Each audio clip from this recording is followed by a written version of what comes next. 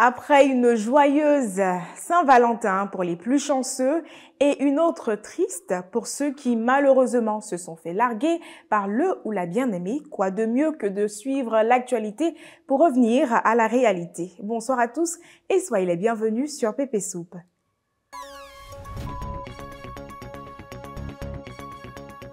Il est caractérisé par sa passion et sa détermination. Depuis 6 ans, Kone Aboubakar Siddiq est un vendeur de friperies à Yopougon Siporex. Aboubakar s'approvisionne en vêtements au Black Market d'Adjamé, un marché réputé pour ce type d'articles. Dans une allée marchande bondée, les riverains et les autres commerçants ont dû apprendre à cohabiter. S'il y a un type de vêtement qui est très bien vendu en Côte d'Ivoire et particulièrement dans la capitale économique à Abidjan, c'est bien la friperie, un type de vêtement qui provient des fins de série ou encore des vêtements réutilisés. Aboubakar Siddiq s'y connaît très bien. Il est vendeur de friperie depuis maintenant 6 ans à Yopougon Siporex.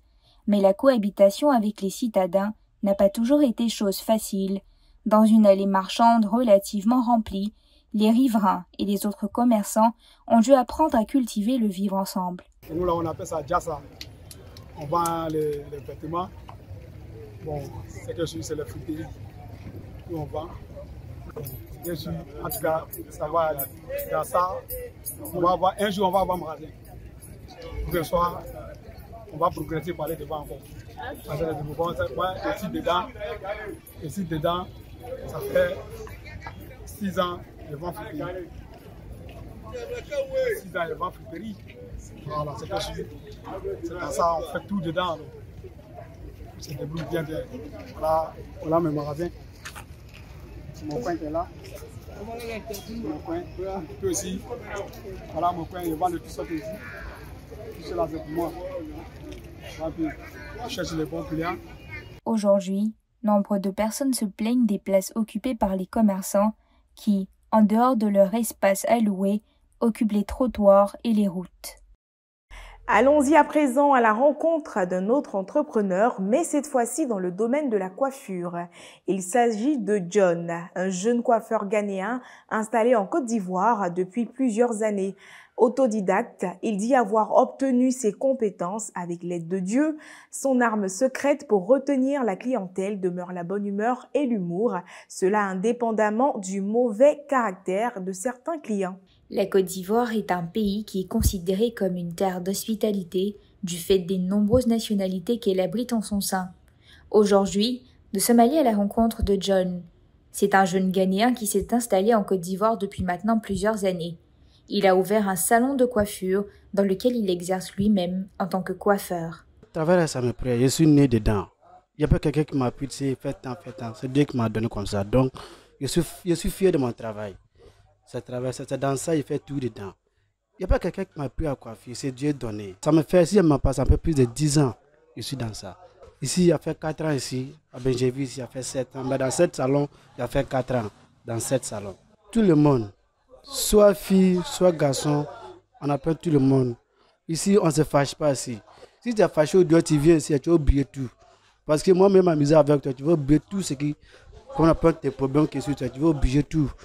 Chez moi aussi, c'est comme ça. Je prends mon travail au sérieux. À cause il y a tout le temps créé sur moi ici. Donc, je vous dis que je suis bon quoi faire. Je ne suis pas bon, je suis bien, mais je ne suis pas bon aussi.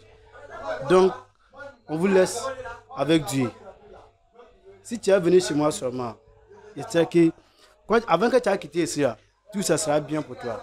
Aujourd'hui, ce qui retient la clientèle de John, ce n'est pas seulement l'expérience et la dextérité dont il fait preuve, mais également la bonne humeur qui accompagne ses clients tout au long de son travail. Terminons ce journal dans la région du Hambol. À Niakara, nous parcourons le marché principal de la ville à la rencontre des vendeuses de riz locales. Cette céréale, autrefois vendue 2 fois plus cher en boutique, est la chasse gardée de ces commerçantes. L'une d'entre elles nous parle de leurs défis quotidiens.